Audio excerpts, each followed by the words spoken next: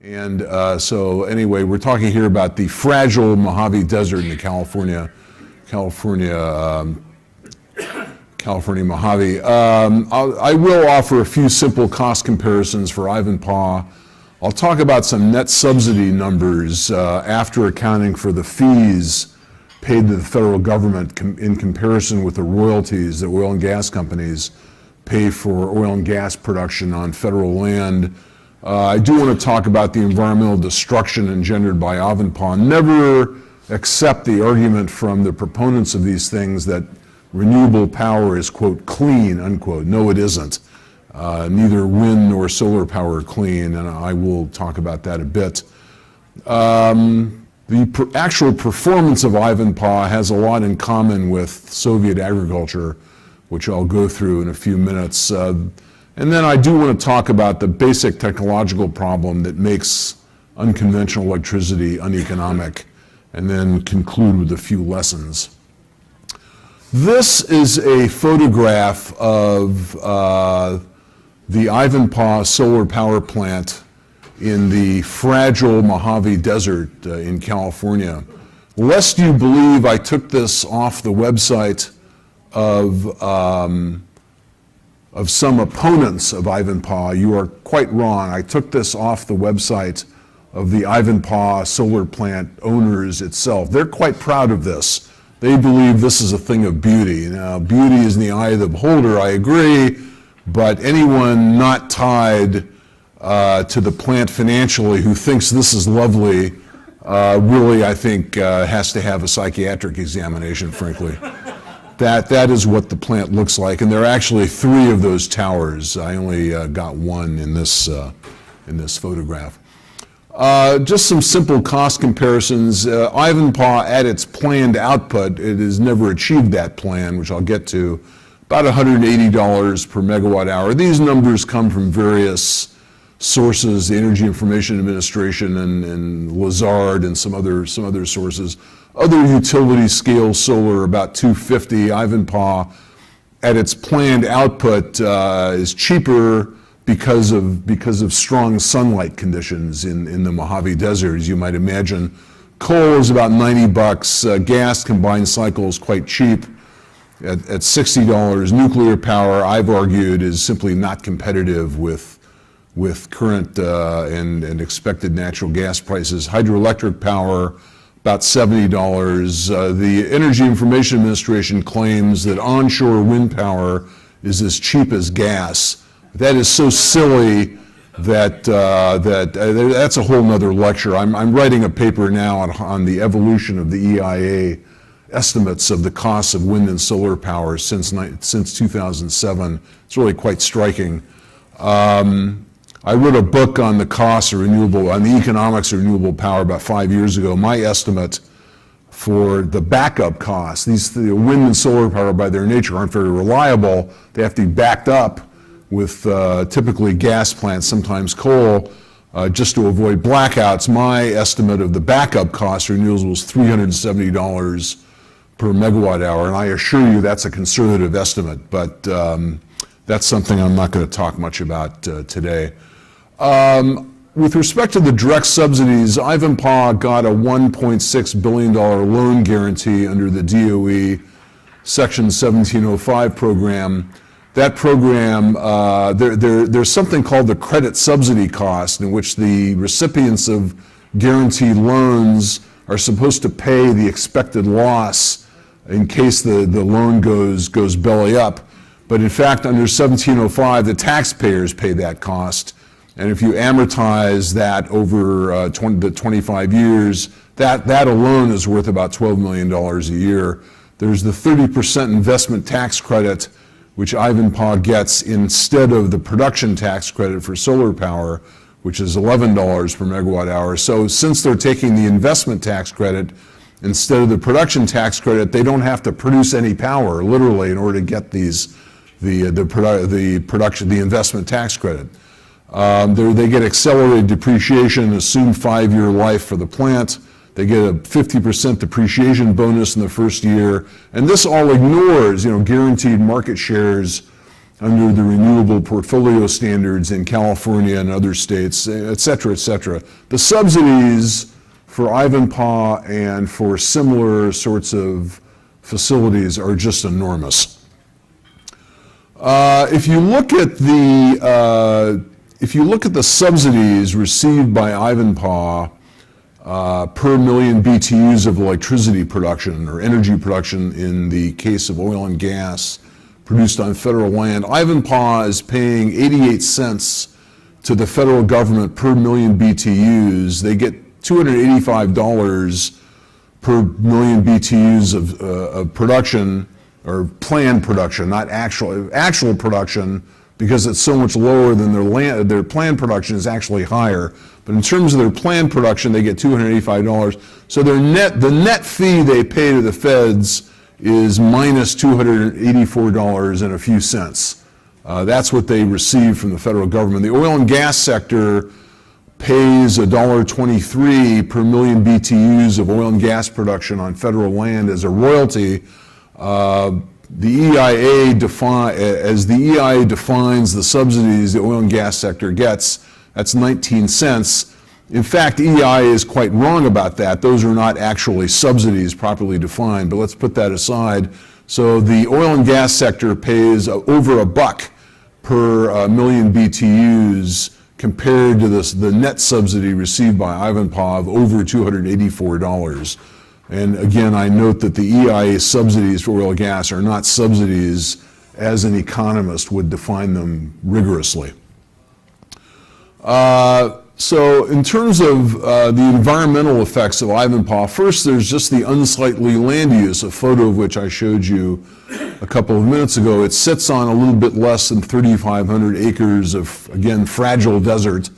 A nuclear plant uses something under 100 acres typically for a 1,000 megawatt nuclear plant. A coal-fired 1,600 megawatt plant, 2 800 megawatt units, would consume, including the railroad tracks and the storage facilities and all the rest, about 800 acres. A gas-fired combined cycle 1,000 megawatt plant, about 50 acres. A 1,000 megawatt wind farm, somewhere between 48,000 and 64,000 acres of land, something on the order of 100 square miles. Have you driven through the Texas Panhandle at some point through Amarillo? You must have seen these enormous, wind farms. They just stretch forever. And this sort of land use disparity is unavoidable for reasons I'm going to discuss in a few minutes. In terms of wildlife destruction, the focal field, the mirrors are controlled by computers. They're called heliostats, and they focus the sunlight, reflected sunlight, into the tower. You remember the photograph I showed you?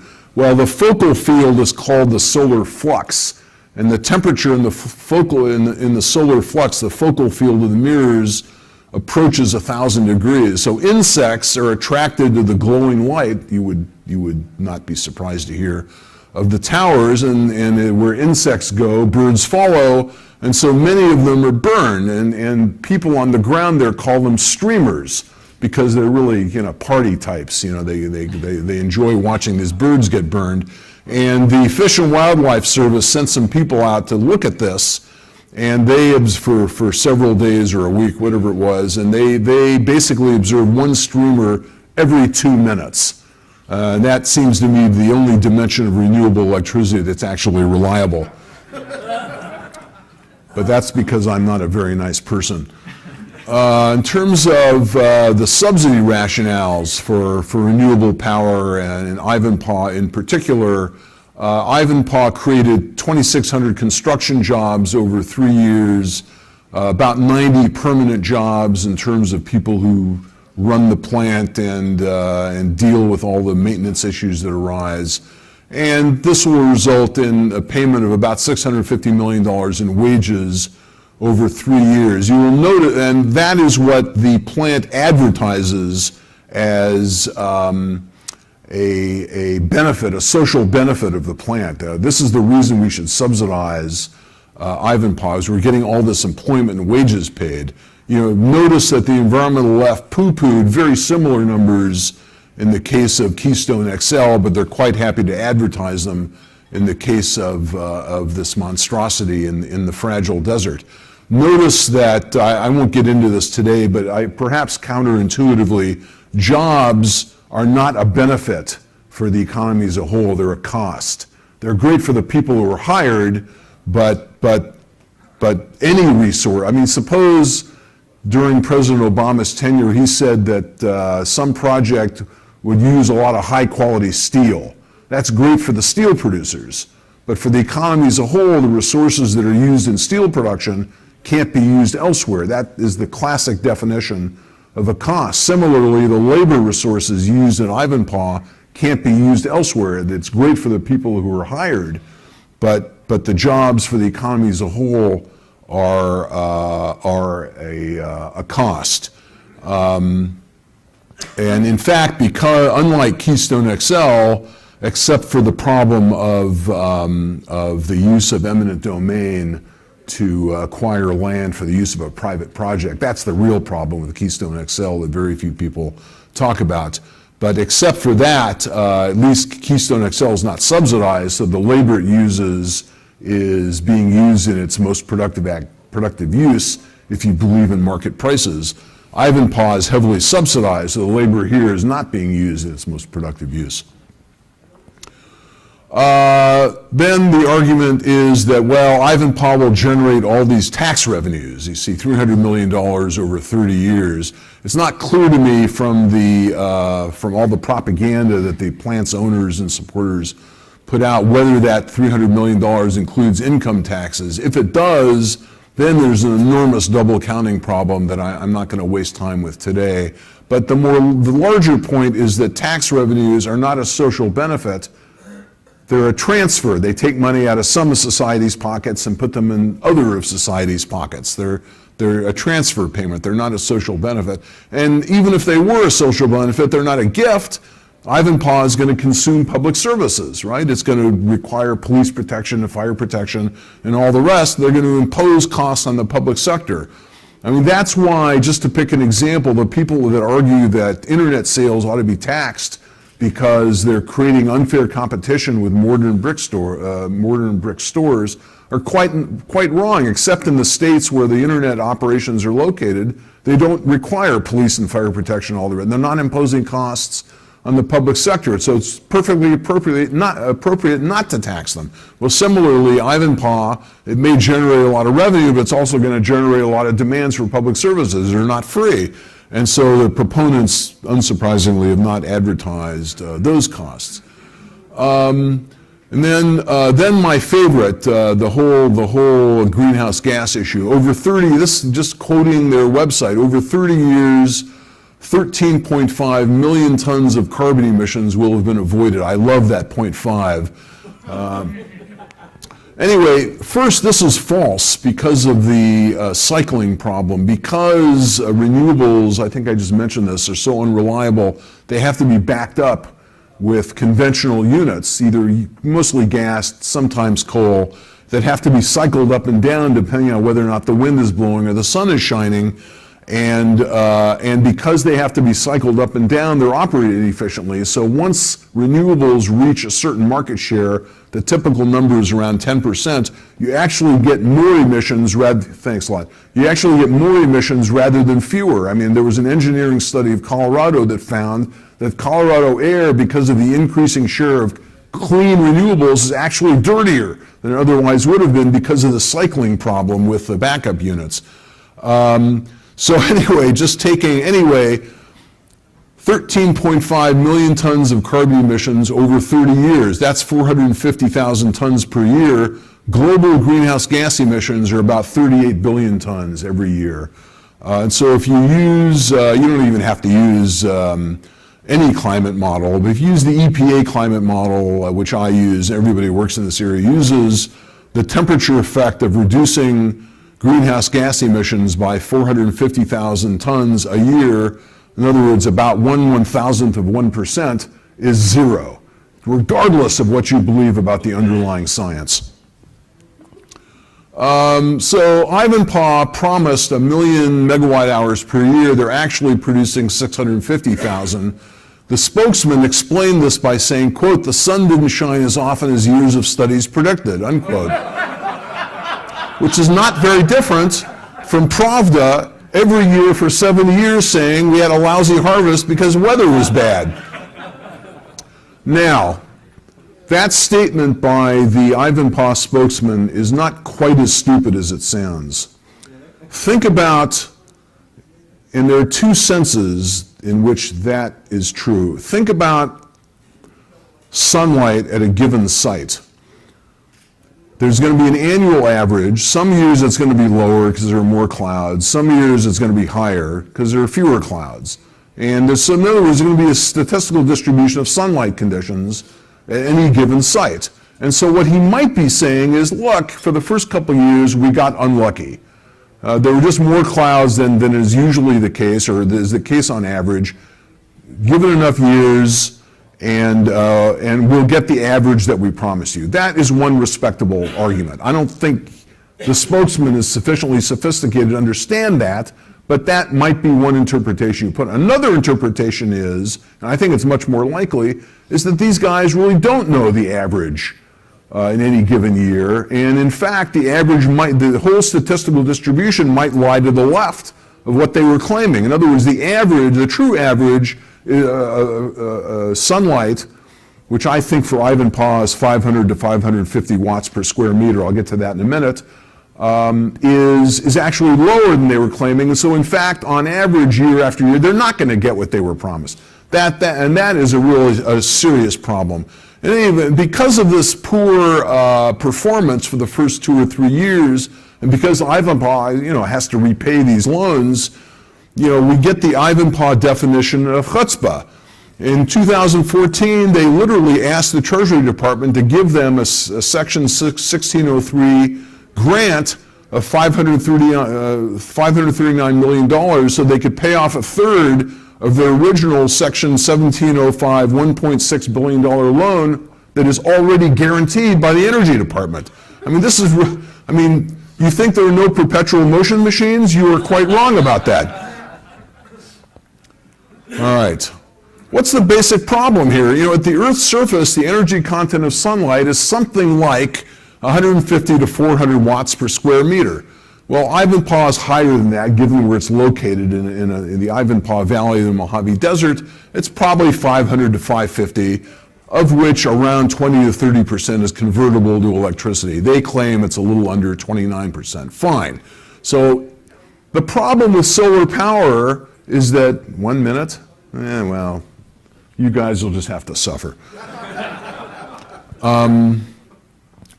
What people don't understand is that given the energy content of sunlight and wind flows for that matter, and given even the theoretical maximum efficiency of a solar panel, a square meter of solar receiving capacity is basically enough to power one 100 watt light bulb. That is what we're talking about. When people wave the solar flag, you should ask them what we're actually getting from this. And the reason is that the energy content of sunlight and wind flows is unconcentrated. Unlike fossil fuels, the energy content of which is quite concentrated. And that's why you have to have massive land use in the fragile desert of the Ivanpah Valley of the Mojave Desert. Ivanpah has 173,500 heliostats, each of which is about 15 square meters, and that's how they get their official capacity of 392 megawatts. Look, some truths are eternal. Government is the art of wealth redistribution, which means resource waste automatically. The environmental advantages of unconventional, clean energy are obvious if we ignore the environmental problems caused by unconventional energy. And this applies to wind and solar, all of them, wildlife destruction, heavy metal pollution, noise, flicker effects, and as I mentioned a moment ago, more rather than fewer emissions of both conventional effluents and greenhouse gases. For 4 decades, I testified before the Senate Finance Committee on some similar issues about last summer. And for 4 decades, the arguments offered in support of unconventional energy have been faulty, literally without exception.